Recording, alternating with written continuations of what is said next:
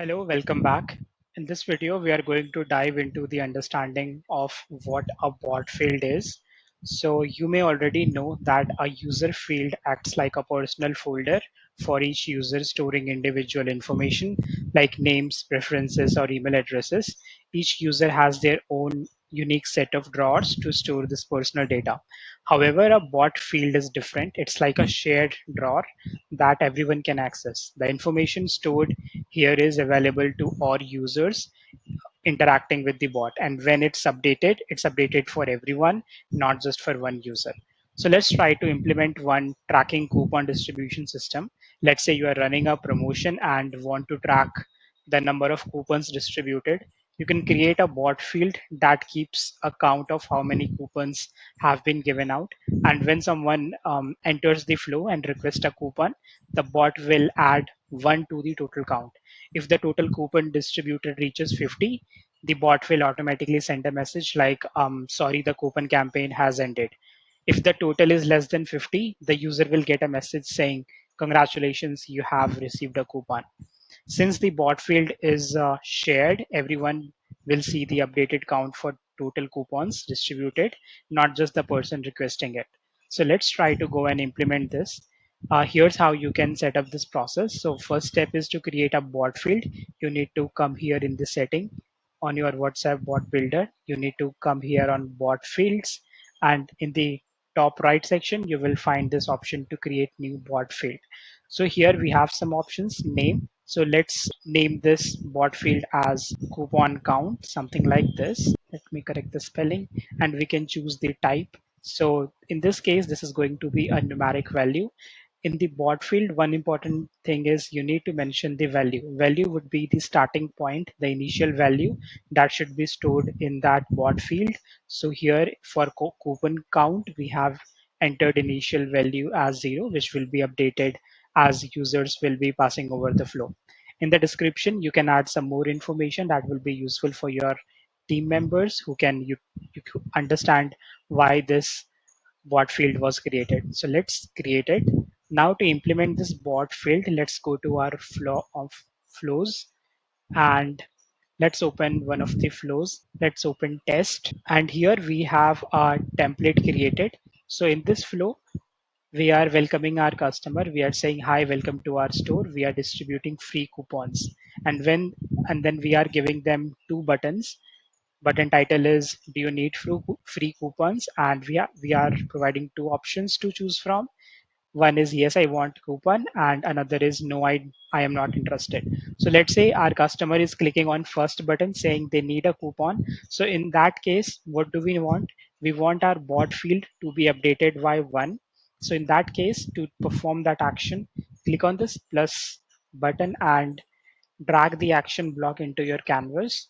Connect your first button with this action block. Click on this action block and let's choose the action. Here we can choose the action which is set update new field value. Once you will click on this, when you will click on click here, you would find a drop down to choose the bot field. So the bot which we created will come under bot field, and here is the bot coupon count. Once you click this, you will get an option to choose the operation type, and here I can choose any from these four options. So for this example, I want my bot field to increase the number by 1. And once you save this, this will be reflected in your canvas. So here's how our flow is looking. So once our customer is clicking on yes, I want a coupon, I have set an action, and this action will increase my bot field by the value 1. And then I can connect this action block with congratulations, you have received a coupon. So here what this flow is doing, this flow will simply update my bot field value by 1 whenever my customer passes through this flow. Now let's go and test this. I'm going to my contact. I'll click on one of the contact card and click on this three dots, run, and let's say test. So now this flow is getting sent, and let's wait for our customer to respond. So let's say our customer has responded, yes, I want a coupon. He has sent it. Let's go to chat and see the conversation. Here you can see We send this flow and yes, I want a coupon. This is what our customer replied, and our bot in in response has written, congratulations, you received a coupon. Now, when we go to settings and under bot field, you would see the value has been updated from 0 to 1. So this is how we can use the bot field. To make it more interesting, what you can do, you can also include one condition block into your flow, and that condition block will check if, let's say, the total count of your bot field has increased by 50, then you can stop and you can say we ran out of coupons, something like that. So let's go and implement one condition.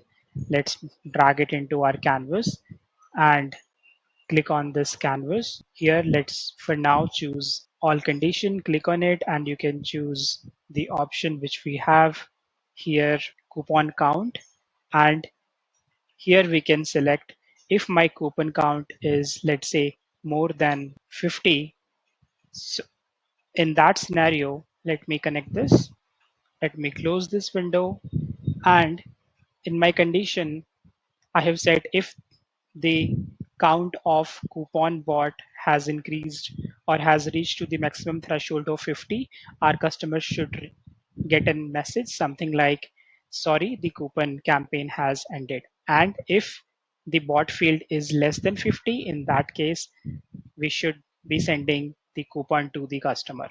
So, and let's connect this yes, I want a coupon button to this condition. So what we have done, we are giving a menu to our customer where we are asking him if they want a coupon. If they want a coupon, then we have implemented a condition block which will check our bot field coupon count, and if coupon count is less than 50, in that case our bot will send them a coupon, and if it is more than 50 or equal to 50, then in that case our bot will just simply send a message saying sorry, the coupon campaign has. Now let's go to our bot field and manually edit the value of this field. Let's say now I am making it 50 and save. Now, in this case, when I will test this flow and when my customer will say, yes, I want a coupon, in that case, my bot filter should say we ran out of coupon. Why? Because the count of bot field is 50. So let's run this. Click on test. And here you would see flow is getting sent. And I would say, yes, I want a coupon. And here bot has responded, sorry, the coupon campaign has ended.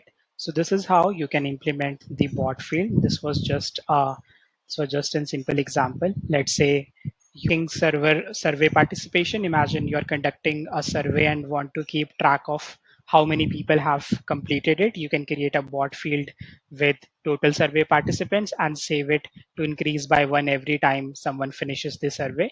Similarly, let's say you can have a bot field which can be used to track stock levels in your online store. For instance, you can create a bot field called product stock, and every time a customer buys a product, the bot field decrease the stock by one. Similarly, you can have multiple use cases. For example, you can have one for, let's say, counting event registration, and you can create a bot field, for example, total registrations, and set it to add one every time someone signs up. So, so these are the perfect examples how you can build multiple bot fields depending upon your use cases. If you have any questions, please feel free to reach out to our support using Help Center. Thank you for watching, and I'll see you in our next tutorial.